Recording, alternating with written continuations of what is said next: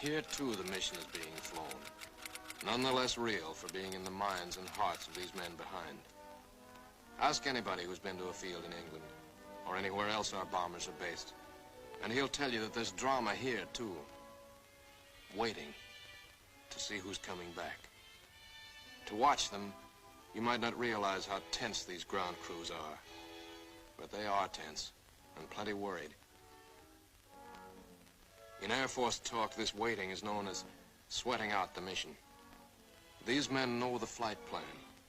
Their watches told them when the bombers were running into enemy flak, when they were over the target, when they left the enemy coast. And now their watches tell them the bombers should be nearing the field. Every ear strains for the first sound of the engines. And then somebody hears them. And somebody sees the first faint specks in the distant sky.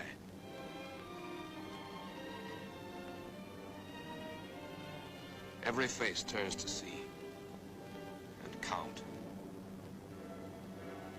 The watchers try to read the numbers on the ships. These planes have priority to land first. The colored flares mean wounded aboard. In the hospital window, these watching men know what that means. They know what it feels like to lie on a bouncing fortress floor for hundreds of miles through the frozen stratosphere, in great pain, with the other men in your crew fighting to keep you alive until they hit the field. The field. Home. It'll be okay then, because there'll be medical care, the best, as soon as the wheels of your plane stop rolling.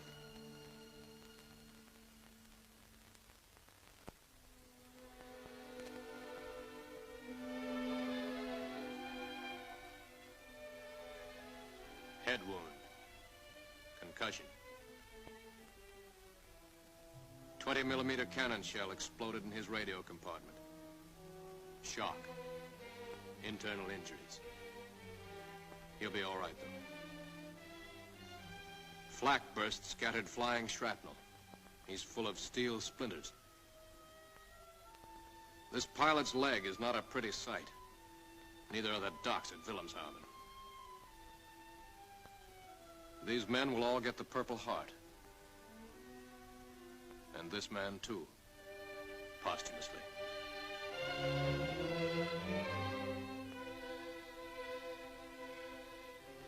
A transfusion right in the plane.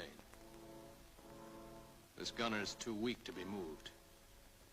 The new life-giving blood flowing into his veins might be the blood of a high school girl in Des Moines, a miner in Alabama, a movie star in Hollywood, or it might be your blood. Whosever it is, thanks.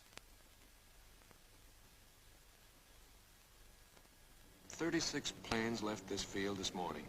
Now 6 more arrived. That makes 20 home. And this one's 21.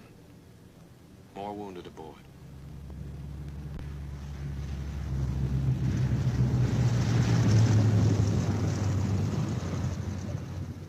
.22, coming in with his left inboard engine dead.